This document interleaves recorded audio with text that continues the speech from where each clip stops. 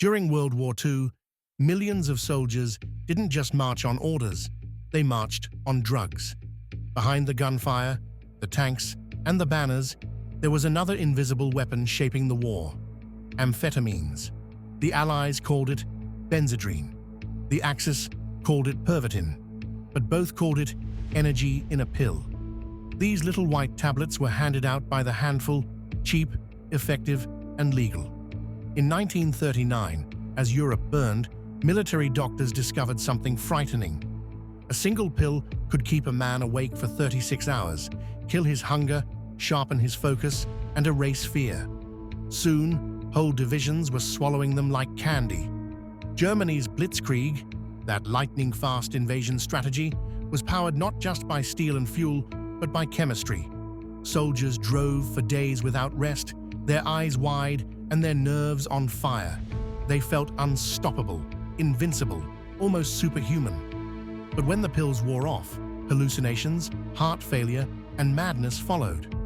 Reports described men collapsing mid-march, their bodies shaking, their minds unraveling. Across the Channel, the British had their own miracle drug, benzedrine inhalers.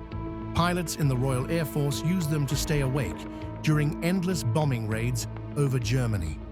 They called it their pep pills, and for a while, it worked.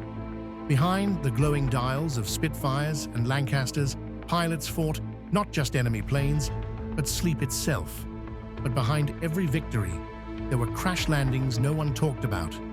Soldiers found trembling, delirious, unable to sleep for days. The United States wasn't far behind. American troops were supplied with millions of benzedrine tablets through the Army Medical Corps. Doctors noted excellent results until addiction and breakdowns became impossible to ignore.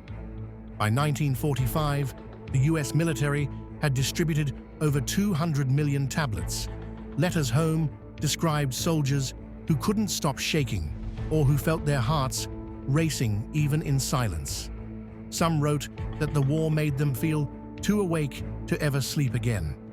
Japan, too, weaponized chemistry. Factories working day and night on aircraft and munitions were fueled by hiropon, a potent methamphetamine.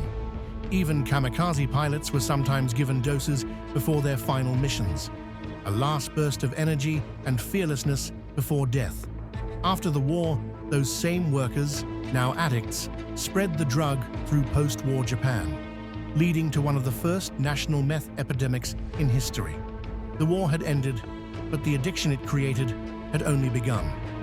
Veterans across continents returned home, restless, sleepless, and dependent. Governments tried to hide it, but pharmacies were already selling the same pills to civilians.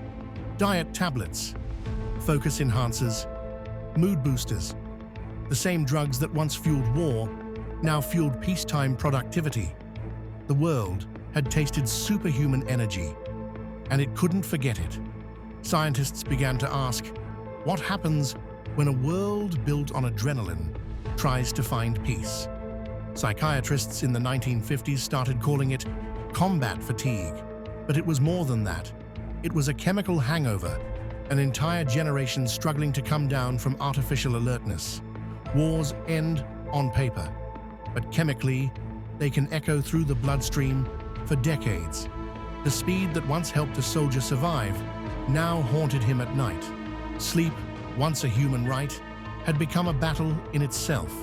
Amphetamines would go on to shape the Cold War, Vietnam, and even modern conflicts. From fighter pilots in the desert to truck drivers on endless highways, the same story repeats. Exhaustion, pills, performance, collapse. Every era finds a new name for it. Every generation thinks it's the first to discover energy in a capsule. But it's the same old formula, humans pushing their limits until chemistry pushes back. The drug that once helped armies conquer continents now conquers individuals. And the same societies that outlawed it still quietly depend on it. Through ADHD meds, stimulants, and energy drinks. From college students cramming for exams to overworked parents downing caffeine and pills, the war never truly ended. It just changed uniforms. We call it productivity now, progress, success. But underneath it all, it's the same war against fatigue, fought in cubicles instead of trenches. World War II didn't just change borders, it changed our brains. It rewired what we think the human body should be capable of.